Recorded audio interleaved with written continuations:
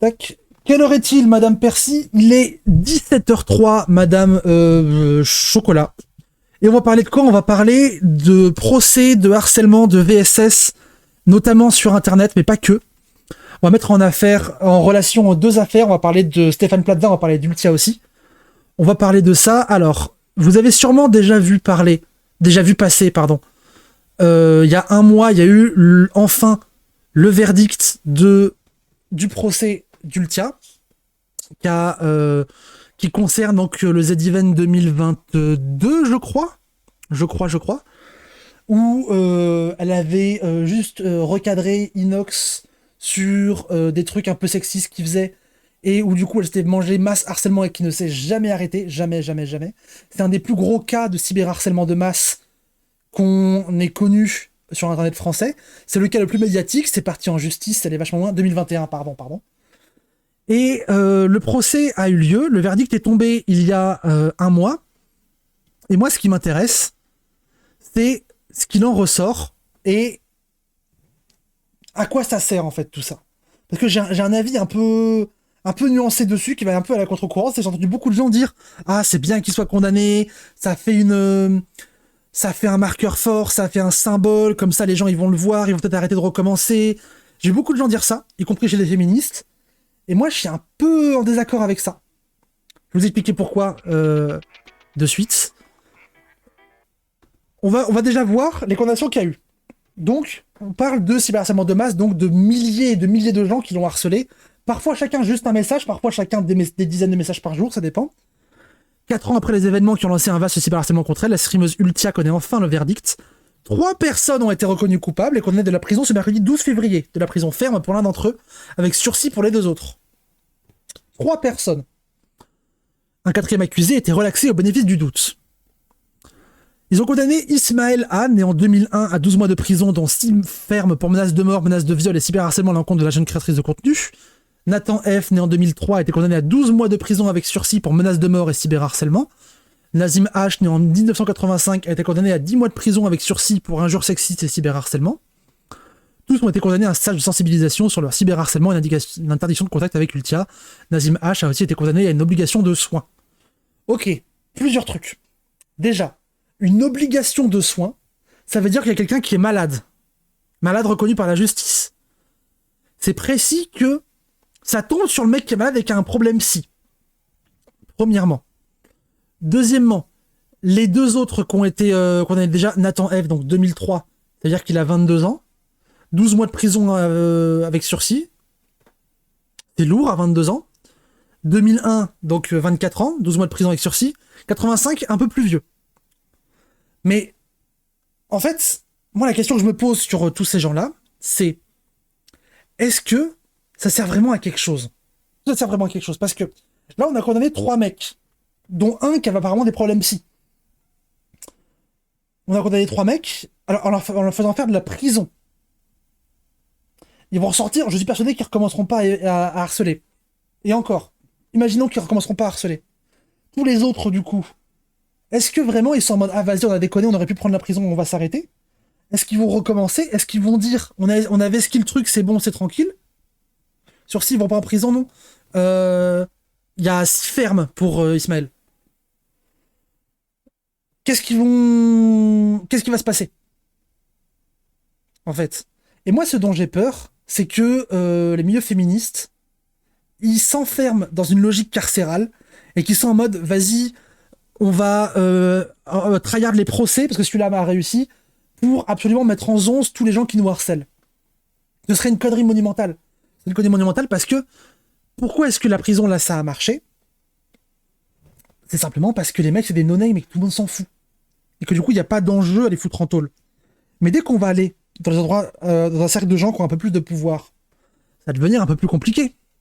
Regardez. L'affaire Stéphane Plaza, je sais pas si vous vous souvenez. Stéphane Plaza qui avait fait des immenses dingueries où genre il frappait les femmes, il les violait, etc. Qui avait ça sur des années. Violence habituelle sur une ancienne compagne, voilà. Pendant plus de 4 ans, il a pris 12 mois d'emprisonnement avec sursis. Il a pris moins. Justice de classe, pas que. En fait, le truc, c'est que là où les féministes vont dans le mur, à mon sens, en bandant cette Ce verdict de cette incarcération, c'est que cette incarcération, elle est faite parce que ça dérangeait pas grand monde que les harceleurs d'Ultia aillent en prison. Ce qui, du coup, pose la pertinence de est-ce que c'était vraiment si pertinent que ça de les accabler? Parce que si ça dérange pas grand monde, ça a peut-être du bien à Ultia, peut-être, je sais pas, j'ai pas regardé tout son ressenti sur l'affaire. Et tant mieux elle, si elle peut passer à autre chose, si ça se calme. Mais honnêtement, qu'est-ce que ça change? Qu'est-ce qui a vraiment changé dans notre société? Dans notre manière de voir les choses, dans nos institutions? Qu'est-ce qui a changé? Pas grand-chose, hein. Parce que du coup, les plateformes qui permettent ça, Twitch ou, je sais pas moi, Gmail pour les menaces par mail ou j'en sais rien, pas inquiété. Inox qui a lancé le truc, pas inquiété. Je dis pas qu'il faut qu'ils soient inquiétés, hein. Absolument, je dis absolument pas ça. C'est pas ça que je dis. Je dis que le fait qu'ils soient pas inquiétés est déjà intéressant. Mais heureusement qu'il est pas inquiété, mais c'est intéressant. Les gens qui bossent dans les différents events et qui l'ont cancel aussi parce que tu comprends ça va faire des histoires, pas inquiété. Les orgas qui ont annulé ces invitations sous la pression, pas inquiété. Discord qui a permis à ce qu'il y a des Discord de ces mecs-là qui s'organisent pour la harceler, pas inquiété.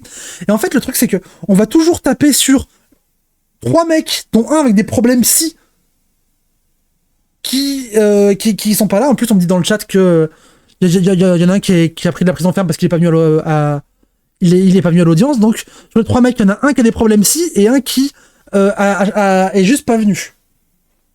Ça me paraît léger comme truc révolutionnaire. Alors, je comprends que on a tellement peu d'occasions de se réjouir que quand il y a un truc vaguement il y a un truc vaguement qui va dans notre sens en mode oui, il y a une reconnaissance que c'était pas bien, qu'il faut pas le faire, etc. Qu'on soit contente. Ok. La reconnaissance par la justice, c'est quelque chose. C'est bien. Mais pourquoi faire derrière? Déjà un début, une prise de conscience, sinon il n'y a jamais de changement. En fait, non. En fait, je suis pas d'accord. C'est pas une prise de conscience. La prise de conscience, ça aurait été de taper dans un truc plus large. Là, c'est pas une prise de conscience, c'est se débarrasser du problème sur des boucs émissaires. Ça n'a rien à voir. Mais la vraie prise de conscience, ça aurait été de dire, par exemple, Twitch, vous avez permis ça sur votre plateforme, vous prenez une amende d'1 € symbolique. Par exemple. Ou de plus, on peut leur prendre plus à Twitch, y a pas de souci. Mais de dire que, montrer que le problème n'est pas qu'individuel. Parce que justement, encore dans le cas d'Aline Dessine, qui était un truc de harcèlement aussi, le problème c'était un problème entre 2 personnes qui partaient en couille. Ok. Mais, là, on est sur du harcèlement de masse. C'est pas un mec qui a target Ultia, c'est pas Inox qui a target Ultia. C'est des groupes qui se sont créés pour lui mettre la misère. Ça n'a rien à voir. La justice n'a pas d'obligation de résultat et une aubaine pour les entreprises. Alors, c'est tant mieux que la justice n'ait pas d'obligation de résultat. Hein. Franchement, tant mieux. Hein. Imagine, tu mettais des quotas de condamnation dans la justice, ça ne tournerait pas en notre faveur. Non. C'est tant mieux qu'il n'y ait pas de condamnation, d'obligation de résultat. Mais le problème, en fait, c'est pas ça. C'est que le film, il était à côté de la plaque. Le truc, surtout, c'est pourquoi est-ce qu'on target 3 mecs, dont un dont un absent et un malade, plutôt que target les structures qui permettent ça. Les auteurs n'ont pas eu à présenter leurs excuses ou montrer des regrets. Bah... Les mecs au procès, ils l'ont fait, mais après, au procès, tu présentes toujours tes excuses et des regrets, c'est comme ça que tu t'en sors. Si tu le fais pas, t'es dans la merde. Mais ouais, c'est compliqué. Et quand tu vois que Plaza a pris moins cher, que Katniss a pris moins cher, que Depardieu a rien pris, t'es un peu en mode, bah, c'est beaucoup quand même. C'est beaucoup. Et justement, bah, en parlant de féministes avec qui j'ai des désaccords, tac, il y avait Nathalie qui avait dit, pour vous donner une idée à quel point la peine est lamentable, je vous rappelle que les harceleurs d'Ultia ont pris la même peine, sauf celui pas vu au procès qui a pris 6 mois de ferme. Là, on parle d'un Gus qui a envoyé une meuf à l'hôpital, reconnu derrière justice naze. C'est quoi le message qu'il faut retenir du coup? Quand menacer une femme de viol mort, c'est la même peine qu'en envoyer une à l'hosto. Déjà, les peines pour harcèlement sont à la limite d'insultes, mais alors là, on nage en plein délire. Je sais que je devrais me réjouir que déjà il y ait une condamnation, mais j'en ai marre de devoir me réjouir d'un résultat nul à chier, à défaut d'un résultat atroce. J'en ai marre de devoir préférer le choléra à la mort, j'en ai marre de m'attendre à la merde et d'avoir raison. Les mecs en ont marre que le réseau social, les journalistes ou que le tribunal populaire fassent le taf à la place de la justice. Mais quand la justice elle-même veut pas faire son taf, on fait quoi qui va le faire ce taf? Parce que les mêmes mecs qui nous disent d'aller porter plainte seraient les premiers s'ils avaient un traitement judiciaire du genre qui leur arrivait, à eux ou à leur mère, à revendiquer de se faire justice eux-mêmes et d'aller tabasser les agresseurs, CF les bons darons toxiques. Donc vraiment on fait quoi? Parce que si la justice continue à être médiocre et lamentable, on va finir dans un mur. On va attendre que toutes les femmes commencent à s'inscrire au sport de combat et pratiquer intensément le self-défense et poser un danger aux hommes où on bouge. Elle a des bons instincts. Elle a pas les bonnes conclusions. Je suis d'accord avec elle que on fait quoi, on peut pas continuer comme ça. Elle a raison là-dessus. Mais le truc, c'est que, en fait, on est coincé parce que notre libéralisme nous empêche de penser soit tout faire dans les règles, soit taper des gens. Les règles, ça se change. Les règles, on les a construites, on peut les changer, on peut voir les choses autrement. Comme il fait appel, il va y avoir un deuxième procès, il y a moyen qu'ils prennent plus cher, sa condamnation est condamnée et confirmée. Mais je m'en fous qu'ils prennent cher. Je m'en fous qu'ils prennent cher, ça change rien. Ça change rien. Moi, je veux savoir. En fait, ce qui m'intéresse, plutôt que savoir comment il va être puni, c'est comment il a pu en arriver là. Parce que c'est pas juste un homme qui fait qu'on a pu en arriver là, c'est qu'il a été couvert par d'autres trucs, par d'autres structures. Donc Nathalie est pro-carcérale. Oui, je sais. Mais j'ai pas ça pour me brouiller avec Nathalie. Absolument pas. Oui, c'est que Nathalie elle a un avis qui est différent du mien, mais j'ai pris juste comme exemple. Mais c'est pas une embrouille avec Nathalie, absolument pas. Plaza, s'il prend plus cher, ça va changer quoi une fois de plus? Admettons qu'il fasse en plus 3 mois de prison ferme.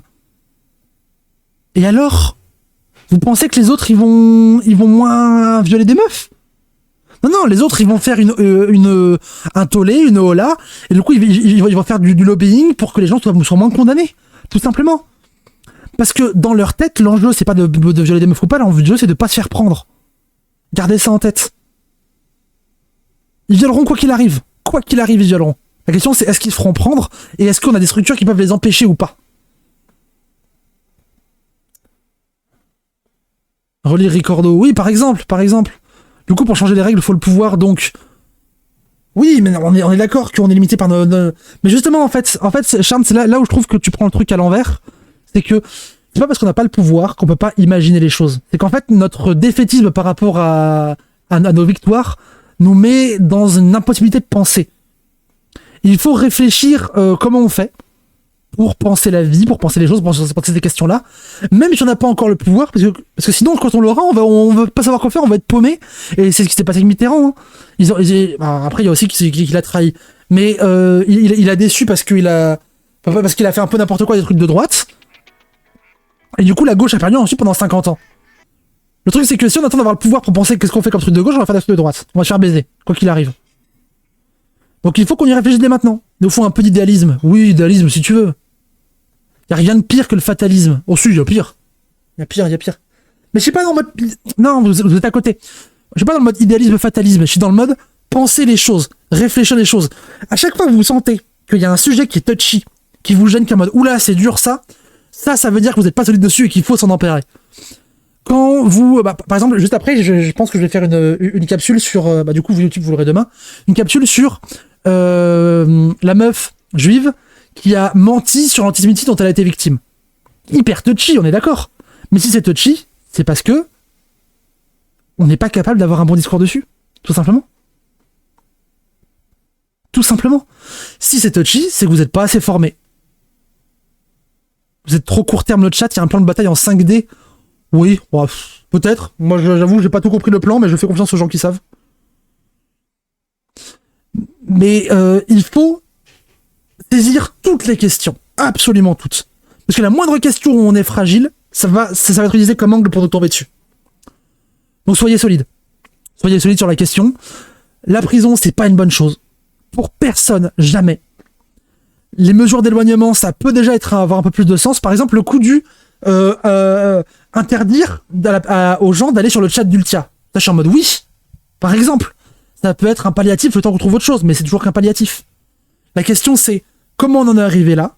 Qu'est-ce qui a fait que les gens ont pu le faire? Qu'est-ce qui a fait que les gens ont pu le faire aussi longtemps?